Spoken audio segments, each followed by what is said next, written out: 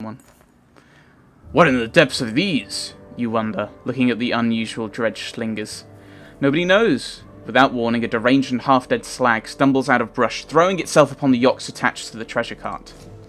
Surprised Varl pull weapons, but not before the whole cart slides off slick rock and a sheer drop, stopped suddenly by a low growl. The enormous metal wagon dangles precariously off a cliff. From the end swings a confused yoke still tied to its reins. On top, the dredge hangs on tight. Keeping the whole thing from plummeting over the side is Gunnulf, one hand white-knuckling the cart, the other wrapped around a tree trunk. Okay. We're gonna... It's over a cliff. We might be able to get down... If we let him drop... If we tell him to drop... Is it... Where is it? Yeah, precariously off a cliff. We might be able to get down there and retrieve some of it, maybe.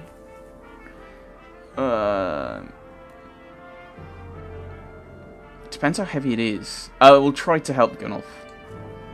You grab the cart and pull. You barely make any ground when the tree he's holding onto tears from the ground, dragging you with terrifying force towards the edge. Okay, no. Right. Let go! I'm going to order him to do it. With a roar that sounds more like you just stabbed him in the side than gave him an order, Gunnulf lets go of the cart. It flips over the side in a flash, followed much later by a dull thud and crack. At the base of the steep cliff, hundreds of yards below, the treasure cart has exploded into a frozen firework of gold, valuables, and yokes and dredge gore. That was a costly mistake, grits Euban between clenched teeth. You wonder why that dredge went after the auction in the first place. Then you realise the bigger problem is the vast fortune now lying at the bottom of a cliff. So we could leave some Varl to gather and I assume gather it and return it to Strand. We could try and cover it up. We can try to recover what we can. The thing is, if we try and recover what we can, we might lose some guys. That's my thought. We can leave some Varl. Or we might get attacked. And Yrsa's injured. Leave some Varl to gather and return. I'll try... I think... We'll try to recover what we can. It might give us some extra supplies or something. You gather ideas for hoisting the loot, all of them difficult and time-consuming. Eventually you settle on lowering a man by rope into the valley. He grabs a few valuables and covers up the rest, but not much else. You face the fact that you've got nowhere to put them and nothing to put them with, even if you did recover them. A day later you're back on the march without much to show for it. Okay. Yay! Probably should have left some Varl to guard it and then maybe... Because they could have guarded it. Well, not guard it, but they would have taken it. Ooh, little pathway up. Hello, music. But we could have sent some gold after it, couldn't we? Guards some Varl to get it and take it. Not push on with it. So I think this is Dengler. Yeah, Dengler. The caravan stops, Godstone looming overhead for a short rest. The warriors are glad for it, and the stone gives you an ancient sense of being watched over. In a comforting way. Didn't help the bodies underneath it, though. The earth at the base of the Godstone is scarred, like a struggle occurred. Merchants. But no dredge. Encircling Dengler are a variety of goods. A barrel of mead, who knows how old, loose silver, a statue made of soapstone, offerings to a dead god. We can gather whatever we can. We can check for the merchant's brother. We've got 50 days of supplies, but I don't know. We'll gather what we can. We'll need these more than the deceased, you remark. As others gather anything of use, you inspect the bodies. A glitter catches your eye. Around one man's neck, you fish out a gold necklace with 5 rings hanging loosely on it. Guess he didn't make it, you mutter. We can take the necklace with intent to return it, or we can take the necklace for ourselves. I think we'll take the necklace with intent to return it. You toss the necklace to Mogr and tell him to hang on to it. If anyone can be trusted, it's him. Don't know what made them think the Godstone would be safe, Mogr grunts. We're completely exposed up here, he says. If we're going to rest, I think we ought to do it a little further away. Well, I think we're going to examine the Godstone, because it helped Rook last time. We got a new item. Dengler was always one of the favourites amongst men. God of good fortune. They believed he brought luck, wealth, or whatever else you wish you had, but couldn't get on your own. The word fortune has a lot of meanings. Eventually, you move on. Onwards!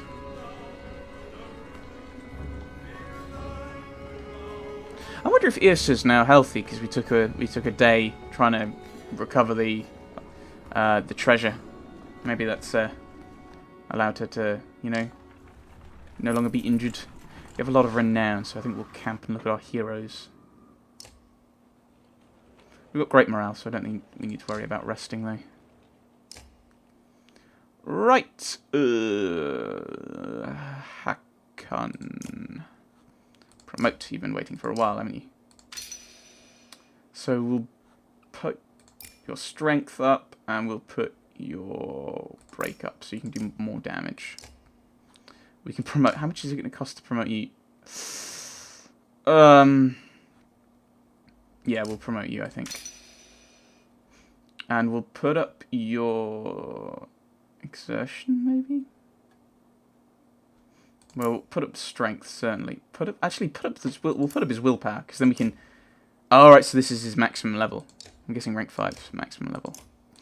We can promote Ludin and Mogra. I'm wary of using more renown, because we might need it for supplies or something.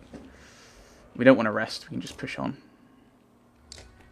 Or with our morale at the moment, we don't need to push, we don't need to rest. I may have used too much renown there. I'm a bit worried. I mean, it's one of those weird things. You kind of want to get fights, like I'm sure we're about to get renown, but you also want to avoid them because you don't want to lose people, or at least that's my attitude. In the distance, you see smoke rising from the trees. Dredge aren't known for starting fires, says Moga, but it does get their attention. We'd use fires like that to lead them along in the Great Wars. Yeah, but they wised up to that after a while, interjects another warrior. Or it could be someone trying to get our attention, claims Fasselt. The other group from Schlid was sent this way. And no matter how you look at it, investigating will cost time. So we can send some Val, or we can check it out ourselves. Which might be a fight. Get us the renown we're after! Send some Val to take a look. No, we'll go, yeah. The sounds of fighting ahead compel you to crash through the foliage, sidestepping Val and Dredge bodies along the way. You burst onto a scene of carnage, a vast number of Val surrounded by Dredge. Explanations can wait, you charge into the fight. There we go, fight, Dredge. Yeah, same party as last time. Okay, a lot of Dredge showing up. Right. I'll switch you guys around a bit. And move Irsa up. She's so going to get killed. Irsa's the new Gonolf. There we go. We'll go with that. I think that's probably sensible. Actually, let's put you there, actually. Bring the pain. What does that do? I'll do more damage to your armor. Leave Gunolf alone. Meanie. Oh no, I should have gone there and then I could have pushed him through. Oh well. Let's do what we can to break his armor.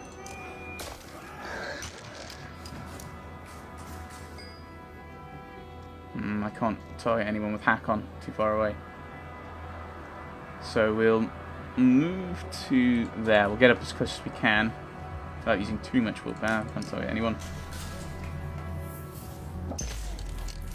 Thank you for damaging your own guy there. Because if I now go here, I can kill 2 people at once. Brilliant. No point in putting a lot of things so we can just swing!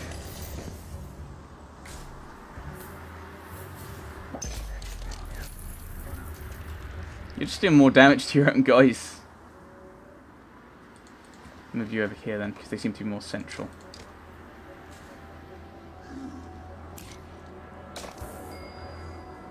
Right, so I can target either of these guys and do 1 damage. Or break sheet, or it will be break armor actually, because there'll be chance of deflection. Or we can use slag and burn, which allows 2 either way, but it'll only hit 1 of them. So I think we'll just do what we can against this guy's armor.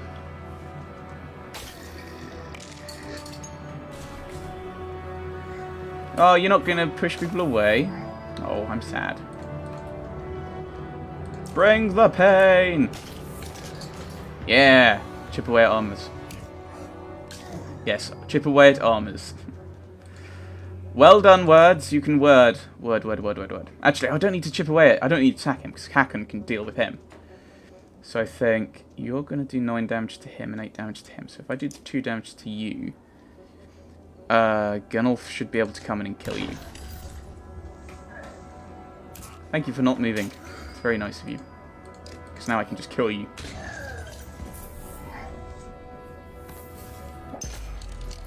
Yes! Thank you for not moving. Thank you for not moving. Because I can... No! Oh, Gunnulf. Okay, we'll just kill one of them. I would have liked it if you'd killed both of them, but...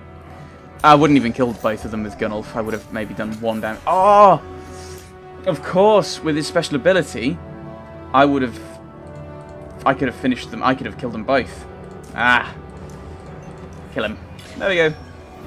Good on you, Luden. You've got a British accent, so you're awesome. I happen to have given him one. Poor guy. Oh, we only got 6 renown. As the fighting wraps up, one of the Varl puts his axe away and puffs on a pipe. Hakon! He greets you. Glad you saw our signal. He explains that they had come from Schlid and were surrounded. He spotted you in the distance and lit a fire to draw your attention, at the risk of drawing the dredge as well. Back at the caravan, their sizable detachment join your ranks. Oh my goodness, what happened to our supplies? Right, got good morale. We can probably push on a little more. And I don't want to use any more of my renown at the moment. I wonder if I hope we come across... Morgoth comes to you privately. I've seen some of the warriors disappearing, he says. At first, I thought it was my imagination, and I'm certain several have just gone missing. Mostly men, but some Varl too. Can't quite figure it. If it's abandonment, you can't let it stand.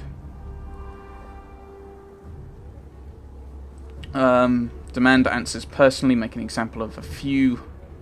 Ask Luden if he knows anything about this. Have Mogo watch and follow anyone else. I think, just thinking about how the Varl seem to act, it seems to be that I should deal with this personally, potentially. So, watch and follow? No. Ask Luden if he wanted to leave. Right? I think if he knew about it, he probably would have dealt with it if it were mostly men. If he was involved in it, I think he'd probably not be here anymore. I think it's part of the issue. So, I think we'll demand answers personally. You call the named Varl to your tent and demand an explanation. They tell you they saw Luden's men going back to the wrecked wagon to gather gold and followed. They admit to taking some for themselves. Punish them and speak with Luden. Dismiss them and speak with Luden. No, we need to stick together. We're going to punish them and speak with Luden. I ordered it, says Luden when you confront him. I sent my men to bring back gold from the cart you left behind. If you have a problem with your warriors joining them, maybe you should keep them under control. Pummel him in his stupid face. No. That is Varl property, because I think that's the tithes. I understand his actions. If we don't take it, someone else would, so I'm going to demand he turn over the loot. No, he says unflinchingly. Moga pulls you aside. He has no claim to the gold, but he takes no order from us either. Like it or not, he's an equal. They'll repay us when this is over, and you'll look the better for it. So, basically Moga is saying, just let him happen. Okay, we'll back down. You leave no doubt in Luden's mind that another stunt like this won't end peacefully. He shrugs indifferently. So we're being the compromising diplomatic one. Yes. Hakon can do that, apparently. Okay. Oh, dear. Your warriors demand a break. You halt the caravan with a sigh, but in all honesty, you're starting to feel the altitude and weariness yourself. Mogra leans on a fallen tree, filling with a crust of bread. Getting colder, he says, staring into the distance. You can see Ridgehorn just start to peek around the mountains. A flock of ravens float across a clear sky toward the fort. We should follow those birds. Are you okay? Are you okay? Without another word, Moga starts running towards the birds and tumbles over the cliff. Suddenly he's gliding through the air, flapping his arms for all their worth. He swoops towards Ridgehorn before bursting into flames and plummeting into the tower, which crumbles like a log from a smouldering campfire. So I'm guessing we're staring into a smouldering campfire. Either that, or they have wizards. You think you've lost your mind. Then you wake up. You don't remember setting up camp or falling asleep in front of crackling logs. What's going on? You mutter. Mogra approaches you at the campfire. Hakon, did you see? He starts. Yeah, you both agreed to keep it to yourselves. So we will rest. Good morale, we'll rest again. Oh, it's good morale, isn't it? And then, no, isn't it? Oh, yes, sorry. Isn't it? No, isn't it great high morale? I'm going to rest one more day. Ah, there we are. Thought there was a green one. We won't use Renown, we'll head on.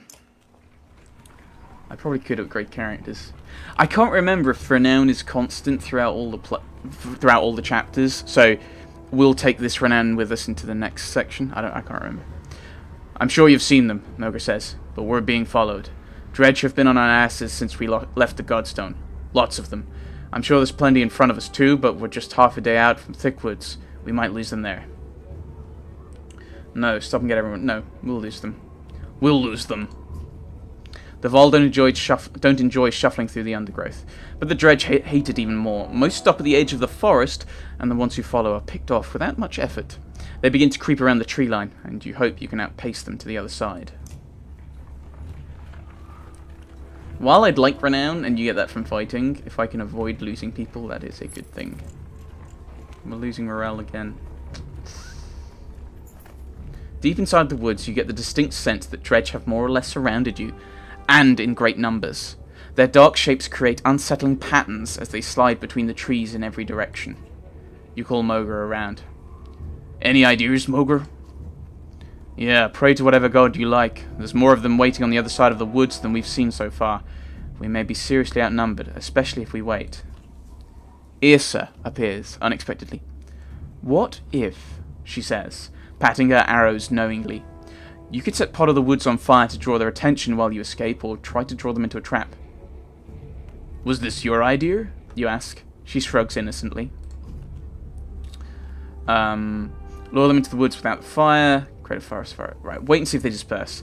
Mogra says that won't work. And if they're trying to surround us, I think they'll all come. And there's a possibility they might try and come. Once they hit a large enough number, they might just squeeze us in. Fight your way out as usual. That would... Mogra's probably right. I think I'm going to go with Yrsa. Create a forest fire as a distraction. Then we can leg it. You escort Yrsa about an hour's trek to the far edge of the trees, where she sets up a few soaked rags in key locations. With a volley of flaming arrows, the rags catch in dramatic fashion, sending the area up in flames despite the thickening snow. You hightail it back to camp, where Mogra is already reporting that Dredge are heading towards the fire. Yrsa cackles with delight, all but reinforcing the nickname the Vol have given her as the Witch. After a long half hour, their numbers have thinned.